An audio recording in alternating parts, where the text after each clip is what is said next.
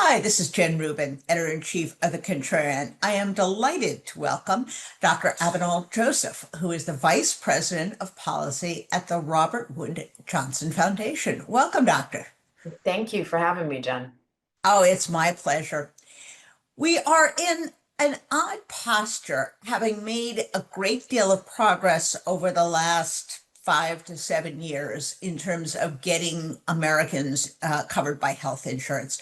Talk to us a little bit as we now look at the prospect of undoing that, the progress that was made with Medicaid expansion and with the availability of subsidized Obamacare in covering more Americans. What are the numbers of people that were brought into medical coverage? Okay. So first we'll start with Medicaid. Medicaid is the country's largest insurance program. It covers about 72 million Americans and is the primary payer for births, for nursing homes, and for the disabled. So it's an incredibly important program. The Affordable Care Act expanded on that program. It provided essentially more federal resources to states to implement Medicaid, to get people covered. It also, as a result of Supreme Court decisions, left it optional to states as to how much a person needed to make, what their income had to be, what their income cutoff was in order to get covered under the Medicaid program. All but 10 states expanded Medicaid, meaning that they allowed for, it varies from state to state, but they allowed for there to be working families who just still don't make enough to afford to pay on the private market to be covered by the Medicaid program, which is, again, a state-federal partnership. The changes that have been made in the HR 1 and the reconciliation bill will put a bunch of changes into place in terms of that federal state partnership. It will reduce the amount of money that states are getting from the federal government, which will result in tens of millions of people losing Medicaid coverage. Because instead of the federal government giving, for example, $1 for every $2 that the state puts into the program, the federal government might only give them 25 cents.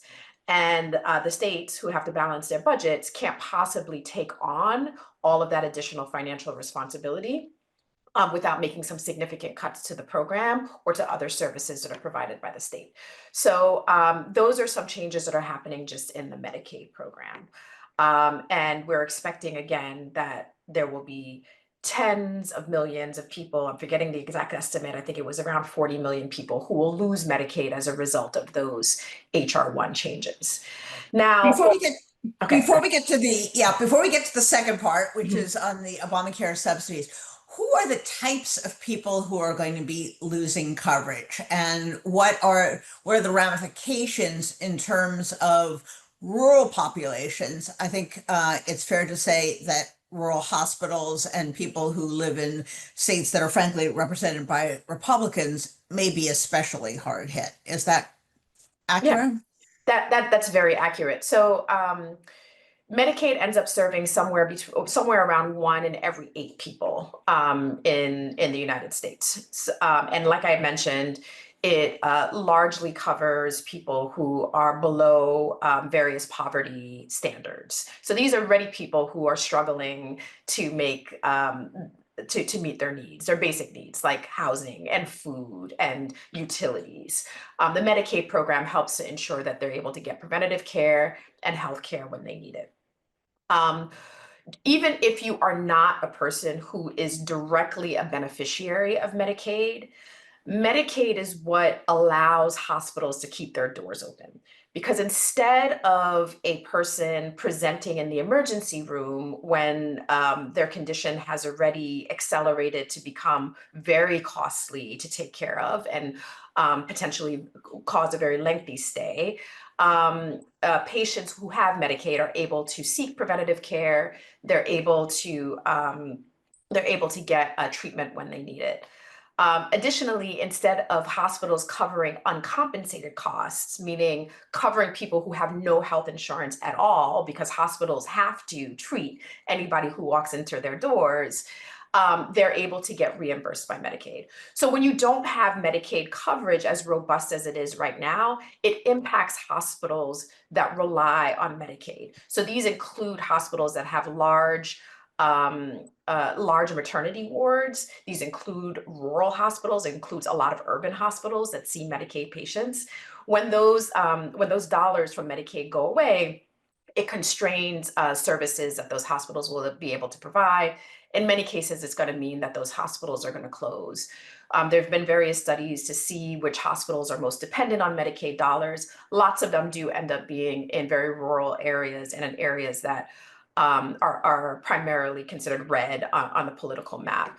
I think practically what that means is when those hospitals close, instead of going 10 miles when you're living in a rural area to your closest hospital, you now might need to travel 50 miles to get to a hospital when you need it, to get to a hospital if you're in the midst of giving birth.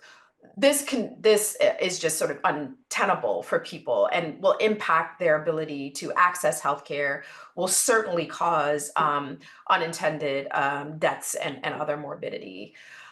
So in addition to the sort of the very the hospital specific implications of loss of Medicaid, you also have providers who will end up closing their doors, again, because they're not being able to get reimbursed for their services. And then because the whole system is as broken as it is in the United States, those costs end up getting deferred to people who can afford to pay anything for health insurance. So the cost of seeing a doctor will go up, the cost of premiums will go up, the cost of deductibles and copays will go up, all to try to insulate the payment system from the loss of coverage from these individuals as a result of Medicaid cuts. So that means if you have coverage through Obamacare, if you have coverage through your employer, all of those people are affected because you're zapping out $1 trillion of money from the healthcare system that supports us all. Absolutely. So let's now talk about the Obamacare subsidies that were increased during COVID by President Biden. Who are those helping, and what happens if those expire at the end of the year? Okay. So you already are having, as we just discussed, all of these impacts that are going to happen even to those who can afford to pay in the private market for insurance as a result of the Medicaid cuts. On top of that, there was the Inflation Reduction Act, as you mentioned, enhanced what's called the premium tax credits on the ACA marketplaces. So what this is that people, there are laws, regulations in place that say if you make under a certain amount of money, it varies from state to state, but typically it's somewhere around the median income, which is around $80,000 median across the country. You can't pay but so much of a percentage of your income towards health insurance, because we don't want you to go broke just paying for health insurance. So the subsidies basically say if health insurance is going to cost you more than that percentage of your income, we're going to give you the difference in a federal tax credit. So it lowers the financial responsibility and liability for people who are purchasing private insurance on the marketplace. The Inflation Reduction Act in 2021 enhanced those tax credits. And as a result of those enhanced tax credits, the marketplace enrollment, so people who were purchasing their health insurance through the federal marketplace, doubled between 2021, when they were enhanced, and today. At the end of 2025, so at the end of this year, in just a couple of months, those enhanced tax credits are set to expire. And what was hoped is when HR 1 was being negotiated, those enhanced tax credits would have been extended at that time, because they were dealing with all of various tax implications and tax credits. They chose not to do it at that time. And so now what we're seeing is that the federal government is shut down, and you basically have it all hinging on these enhanced tax credits being extended. Because if they do not get extended, what happens is by the end of this year, people will be hit basically by a double whammy, because they're going to be losing their entire tax credit that they would have gotten as a result of being on the marketplace and as a result of the law that was passed in 2021. And they're going to be hit by the increased costs of health insurance as a result of the Medicaid changes that were happening in HR 1.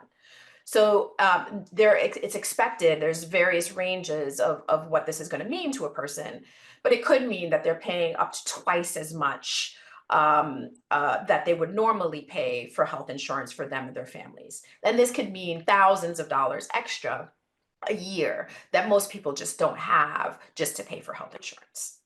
And those are those notices that people are now beginning to get that says your care for next year will cost X dollars. And those are those astronomical bills that they are now getting. Yeah. So someone gets a bill like that, they say, I can't possibly afford it. And assuming that you're in somewhat good health, you say, well, I'm just going to take the risk and I'm not going to be covered. So you have fewer people in the system, and theoretically, at least, the people who remain are sicker and bigger users of the system. What happens then to the system when you don't have the healthy people who are, in essence, subsidizing the system? Yeah, Jen, you're getting to the heart of the problem. And this is why the Affordable Care Act came to be in the first place, is because the risk pools were unsustainable. And what we were seeing is rising costs for consumers across the healthcare spectrum. Now, healthcare has continued to increase over the Obamacare years, over the years that we've had the ACA in place, but it's increased at a much smaller rate than it was before. And so what we're going to see now, as you mentioned, there's going to be less people who are covered. The people who are covered by health insurance are going to be the sicker people and the bigger utilizers of health insurance, is that the cost of everything is going to go up. The cost, again, of your premiums, of your deductibles, of your drug costs, everything in the system for a person who is utilizing any part of it is going to increase. It's going to mean that hospitals and providers who can't possibly continue to pay the differential between what it costs to treat a person and the uncompensated care, or the care that they're giving to people who are uninsured completely because of these changes. It will mean that hospitals will close down. It will mean providers will stop seeing patients, particularly patients that are covered by any insurance program. They would rather see patients who can pay out of pocket. And so what you're going to see is a further segmented healthcare system, where if you're rich and you're wealthy, you'll be able to get good access to healthcare. If you are poor and you are uninsured, you will get little to no healthcare at all. And as we know, what that causes is people to have increased sicknesses, decreased economic productivity, meaning they can't go to work, so they can't support for their families, increased deaths, unnecessary deaths, increased chronic illnesses that go untreated. So all of that is going to just make what is already a pretty dysfunctional healthcare system in America that much more dysfunctional and deadly. And when you're talking about the economic ramifications, you're talking about personal bankruptcies, you're talking about people missing work, so they miss income and their employers miss their productivity. The economic second and third level ramifications of this could be very great in terms of the economy as a whole. Absolutely. And really, I mean, hardworking people, our hardworking Americans who are playing by the rules, who are doing everything right, who, Yes. have a job. I mean, you shouldn't be punished by the system. And that's the reality of a system that's just not working for them. If they have to pay, if you have a child who has asthma, you have no choice. You have to Right. get that child their inhaler. And if you're paying for that prescription, that means that you're going to have less money for rent. You're going to have less money for food. You're going to have less money for utilities, not to mention being able to enjoy life at all beyond just your basic needs. So this is going to have deeply rooted ramifications, not just for individuals and for families, but for whole communities and for the entire American economy. I also just, I mean, we spoke in the beginning a little bit about, rural areas. When it comes to people who need these healthcare subsidies the most, whether it is Medicaid that we're talking about, which is that federal subsidy that's given to states, or if you're talking about the enhanced tax credit, the people who need it the most are your farmers, your small business owners, your ranchers, your people with disabilities, the elderly, individuals who are self-employed. And in every corner of America, people are going to feel the pain of these soaring costs. So I think it's fair to say that all of this harm, the human suffering, the illness, the economic harm, is simply a function of certain choices that the White House and the Republican Congress are making. This is not some natural disaster.